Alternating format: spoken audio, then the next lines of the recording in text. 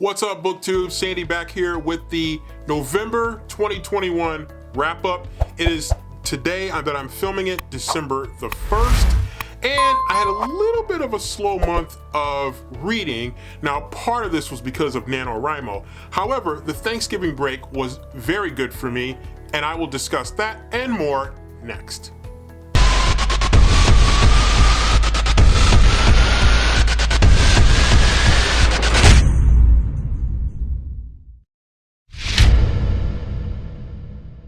Okay, so for the month of November, and I had two things going on. One was, of course, I was doing NaNoWriMo, which I was successful in completing and winning NaNoWriMo. So that was a positive for the month of November. It was not without its challenges, of course, but it did end up being a positive at the end of November. So that was a positive. Then I did embrace nonfiction November as well. So I did read more nonfiction books than I probably would normally read, and probably read in a span of 1 week. I probably read more nonfiction books than I had read the entire year of 2021 combined. That could be a good thing, that could be a bad thing. I'll leave it to you to decide. But I read, for the month, I ended up reading 5 books, 1 fiction book, and 4 nonfiction books. So my lone fiction book that I read for the month of November was a book that I was very excited to read about, a book that had a little bit of controversy about it, and an author that was kind of maybe starting a little bit of something and then kind of blew the fire extinguisher on it to kind of extinguish the fire that he already started. And the controversial book, if you want to consider it that, is The Final Girl Support Group by Grady Hendrix. Now, I've not read a lot of Grady Hendrix books before. In fact, I've read no Grady Hendrix books, but I have heard good things about Grady Hendrix. And so I was excited to pick this book up, and it really is very much exactly like what you would think. And it was kind of a mystery that it was kind of interesting to unwrap as it went on. It started off really strong with an incident that happens early that really gets your attention and kind of starts you along this path to figuring out what is actually going on in this story. I really enjoyed it. It was good characters in this story, a lot of kind of intrigue, at least for me, that was going on in this story, and so it definitely lived up to the hype. And as a horror movie fanatic, I am a big fan of the whole final girl concept, and I'm just very familiar with it because that is something that does happen quite often in a lot of horror movies. And so to see it play out once again in this particular book was really good. So I was excited about this one, and a lot of people have compared it to Riley Sager's Final Girls, and I mean, there's some obvious comparisons that you would draw, but at the same time, different stories. And I liked them both, probably for different reasons, but I did like them both. And this one was good. Definitely glad I picked up The Final Girl Support Group by Grady Hendrix. Next up, I read The Mozart of Basketball, The Remarkable Life and Legacy of Drazen Petrovic by Todd Spear. And for those of you who are not sports fans, and I'm probably going to lose a bunch of you with at least 2 of the next 4 books that I'm going to talk about, including this one. But this is a remarkable story. Having watched Drazen Petrovic, the player, as he came to of age in the late 1980s, early 1990s, it was reading this was a lot of familiarity. He died way too young in a tragic automobile accident in Germany, just as he was really discovering how good he could be. And not so much him discovering how good he could be, but everybody else discovering how good a basketball player he can be at a time when European players weren't really making a name for themselves in the NBA. He was definitely one of the pioneers that really got that going.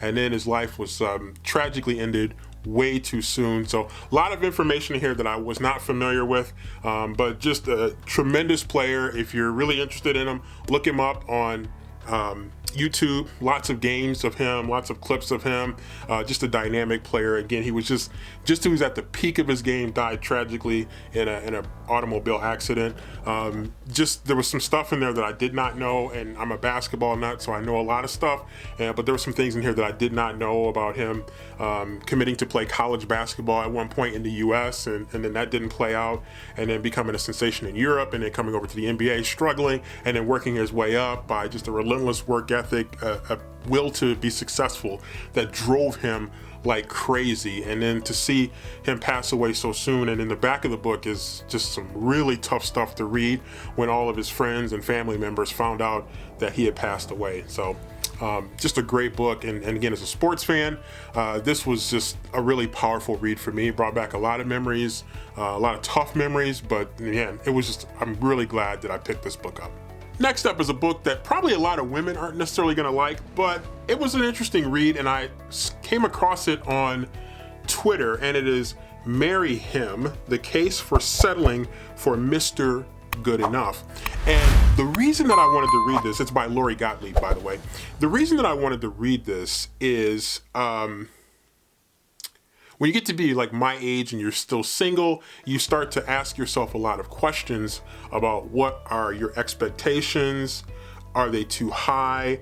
Are they not necessarily too high, but are they maybe steered too much in the wrong directions? And so you start to ask some critical questions. And so I heard about this book and I started reading it. Now it's more from the perspective of women looking for men, and women maybe having unrealistic expectations. And there's a great story, if you're familiar with the story of the husband story, that's told in the beginning of this book. And it's just, I don't want to give it away. You just have to kind of go and look it up, and you'll find what it is. It's an interesting story about expectations and the desire, the never-ending desire to always want more, to always want something better. And so that was kind of a fun, interesting, unique way of making a fairly important point. So Marry Him, I won't say too much about it. If you want to know more about it, you can definitely look it up. It's an interesting read. It's a long read, almost textbook-like in some ways, but still very interesting, with some great anecdotal stories that are sprinkled throughout this that really help drive home an interesting point. Marry Him. Next up, I finally read a book by an author that I've been very interested in and just haven't gotten a chance to, or shouldn't say, have not gotten around to reading a book by this author, even though I have, I think now, 4 books by this author. And the book that I picked up, the last book that I picked up by this author, whose name is John Gordon, is The No Complaining Rule.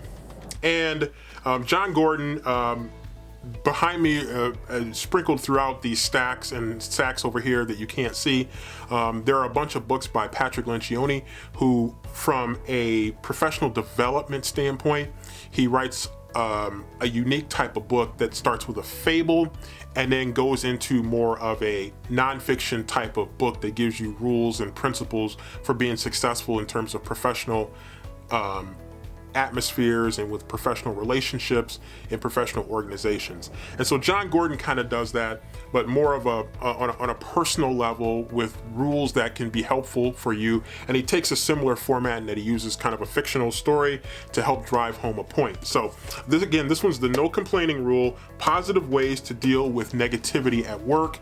And these, again, negativity at work can really weigh on you. It can really bog you down. And so when I saw this book, I thought, this is a perfect book to read, and you can devour this book in one sitting. I did, and I am one of the slowest readers you will ever know, and I devoured this book in one sitting.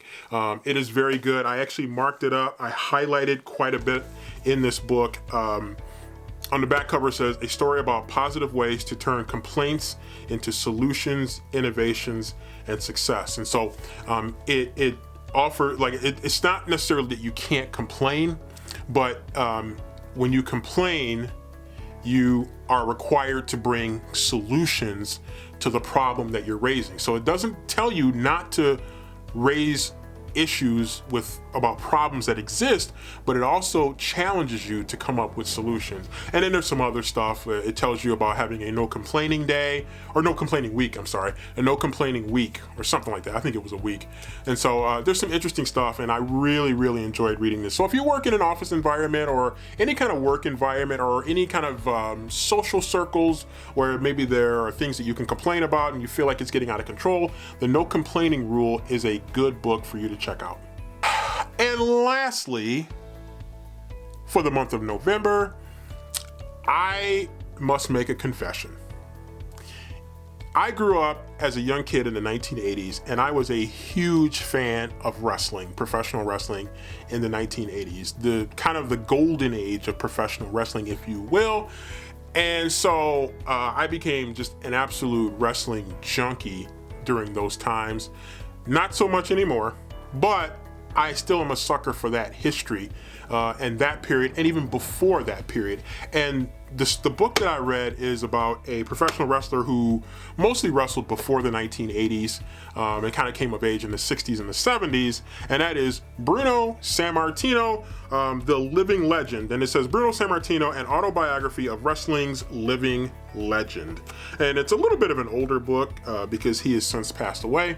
But I was really fascinated about this because he has a rich history coming as an immigrant from Italy to the US, and some of the experiences that he had in wrestling in the old days where they were making very little money and they were basically getting screwed over and used and exploited, and how he worked through that to build a very successful career as a wrestler while raising a family through very difficult financial times. And it was just really, it was a fascinating read. Even if you're not necessarily a wrestling fan, it's a very, very fascinating read about kind of the immigrant experience, especially during and post World War II, which was very, very fascinating as well. So I was definitely interested in this, and I really, really enjoyed reading this. I actually devoured this. I think it might have taken me 2 days to read this because I split it up because I had some other things that I was going on over the Thanksgiving break. So the Thanksgiving break, again, was very, very good to me. So this was a good one. Reading about Bruno Sammartino takes me back to the old days when I was a huge wrestling fan. So there you have it, short and sweet, a really good month of reading, and all but one of these books I basically read in the span of a few days. And so that was a lot of fun. Plus I got NaNoWriMo knocked out as a winner. So all in all, very successful month of November. So if you could hit the like button for the video. If you haven't subscribed to the channel, please consider hitting the subscribe button for more videos of this kind still to come.